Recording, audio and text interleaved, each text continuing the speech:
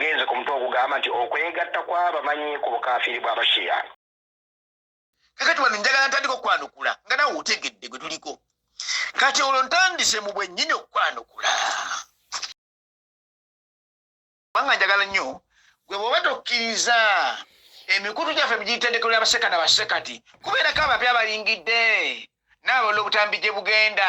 bano babitongole bano bamasomero ab'emizikiti ababuulira mu bifo ebyenjawulo abasomesa n'olwekyo bo baganyulwe gwe kuba ofiddwe omugabo ogwo munnange tatawo n'afiira bwere wabula by'otuwaayidde nina okuleka nga mbisazizaamu kati ngenda kutandika okusazaamu ebigambo byo wetegereze bulungi tutandika bwetti munnange kulesimazinga ate bino nga ye tabitegeera aya zirikkirya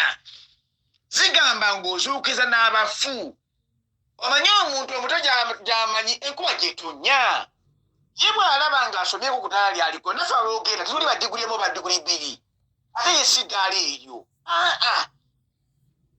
Dr. Kalisa bwe yamuwabula nga oli wa PhD segide baali mbanene tukafuaza abantu abasya batuufu abagoba balimu musa 12 kuva ku wali paka imamadi batuufu nga kafuaza mukafuaze vungu abali nga Kalisa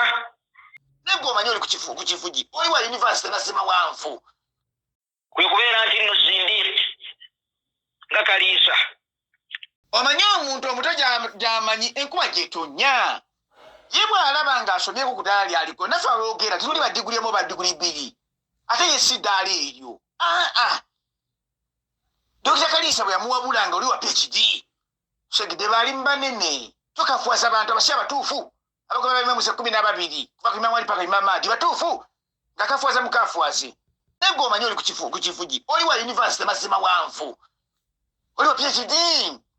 kababuuza nze kinjogera buvunaanyizibwa sina nkwagala nti oba omuduulira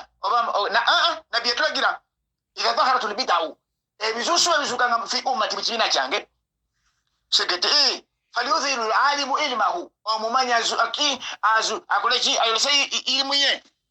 kale bino bizuusi gwejja okugamba nti nabbi teyasikiza ate nga baka bonna basikiza balika basika oba oleeta ebizuusi mu madiini gwe abantu tebetingana nebetta ne Katonda okuwaayira nowebyo abaka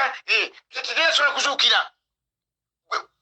kuzuukira paka otakula kiyama gamba bakusinga weebali kyotamanyi kirekera ate bakusinga gamba onondo wababe wapekiri Dr. Kalisa ate nange ndi wakukifugi bufugi tegere munnange simwetuuka oli simwenkana kati nyina okubulira abantu obutabula nti akola kimazinga nga banne mu Uganda ebamwogerako nti sidaala lye okutunga ebitabo nange nteekamu butesi kinkumo nti sidaala lye ye wa ku kifugi tulina okwogera eddaala lye wookoma kubanga nabbi yatulagira nti mwogere mangu abantu tebabula kubanga omuntu bajja kutokesa kunakula kiyama muyamani ku kifugi efuusi wa Abdullahi Adini ye wa ku bifugi mumanyi kubanga ye akagamba akakomyawo tuli bebweru tamalaayo wajasomera otegede munnange paka ng'avumye Dr. Kalisa bwe bamuddamu nti mwali mu buyabuya agenda kuyigiza wuzu banne bwe bamuvuma so sinze tena kyamanyi kamanyire Dr. Kalisa katumwase buli tumuleka bulesi ali ku kifugi fuusi ne bamuswazaswaza nga bana bavunaanyizibwa bwa ddiini okuswaza omuntu yeteeka walaba nga si ddaala lye n'asirika kakati naawe aya liino girabe genda omugambe